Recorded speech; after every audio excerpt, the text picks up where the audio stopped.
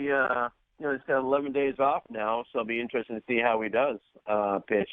They need him. If they're going to win that World Series, they need him to be the Arrieta of last year and sort of the first month of this year. And he's really kind of struggled with his control with that fastball. Hasn't been throwing his slider much. So it'll be very intriguing to see what happens tonight. Bob, there was a story about this Cardinals scouting director, Chris Correa, who got sentenced to prison for hacking the Astros. I remember when this happened, whenever it was, a little bit ago, and it was kind of one of those things where you was, that's interesting. Maybe he just happened upon something and, took advantage of it. What was the backstory behind this incident with him getting into the Astros facility? He's going to go to jail for a pretty good amount of time. Yeah, I told baseball, you're stunned by that sentence. I mean, you get off less time for a murder. Yeah, exactly. It's wild how long it is. But, yeah, just a guy got promoted to the front office. He worked with the Jeff Luna when he was with the St. Louis Cardinals. Luna goes to Houston, and I think the guy says, I wonder if he's still using the same password and stuff in the same database. Sure enough, he was. And so he hacked into it. And he says that he was kind of seeing whether they were taking some information from St. Louis. So he said, let me see what they're up to. And they took some of our trade secrets or patent ideas and, kept going in there. There was no signs that they got any information from it as far as, the two teams that making trades or didn't really draft next to one another. But yet, the judge ruled it was like about 1.6, 1.7 million dollars worth of information out of it. And I can't believe how long the sentence is. Yeah, 46 months he got. How do you even quantify the value of that? And I guess really the deeper question is, do things like this happen often in Major League Baseball? I think it was going on. Particularly, in the early days when, it's pretty unscientific. Nobody's really protecting their passwords or that sort of thing.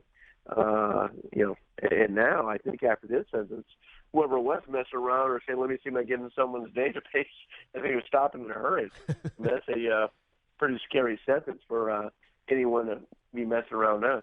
Pretty scary. Bob Nightengale, USA Today Sports MLB columnist. All right, when did the Yankees start selling? They're not better than Boston, not better than Toronto, not better than Houston.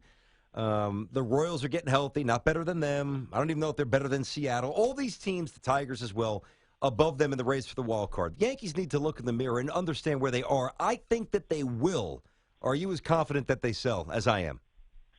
I am. I mean, Chapman's gone for sure. He's a free agent anyway in 2 months. And they're going to get a whole lot more than they gave up to get him originally. So I think he's definitely gone. And then Andrew Miller, I think it's a case, okay, let's see if they get blown away.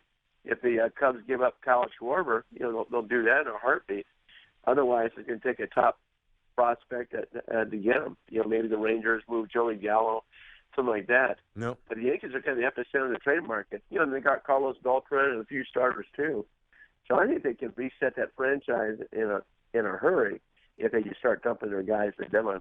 Yeah, what are you hearing here, Bob? Because the way it's been reported publicly, there's I guess, a division or a difference in opinion in terms of what the plan should be. What I've heard is that Cashman's ready to sell out and sell off, and management or ownership, for understandable reasons, ticket prices, et cetera, not quite ready to do that. The way that's positioned, is that accurate? Is that what you know as well? Yeah, I'm hearing the same thing, which makes sense. I mean, you do those guys off, and you don't have to be selling the same amount of tickets. People are going to stop watching the games. The beauty about Chapman is, people will wait to the very end of the games to see how hard he can throw and a fun guy to watch. So those days will be gone. And, they haven't been sellers at the deadline now since 1989, back when they traded away Ricky Henderson and Mike Bacarulo. So it's a long, long time. Yeah. A couple of other names, you mentioned Gallo, who would potentially be moved out of the Rangers. What about Yasiel Puig? A name that was so exciting when he first came into Major League Baseball. Now has had so many issues and injuries. What are the chances the Dodgers move him off somewhere else? And if they do, is it a wake-up call for him? I think the Dodgers will move him if they can. If they get something decent for him. I think they're just kind of tired of it. And, it's been underachieving for a long time. And people close to him, coaches and scouts and stuff, don't think he'll ever achieve his potential. So, I don't know if it'll be a wake-up call or not. But, he certainly hasn't been that player that everybody thought. And be a perennial all-star player. Hasn't come close to living up to that. Yeah, his trajectory seemed a little different, certainly a little more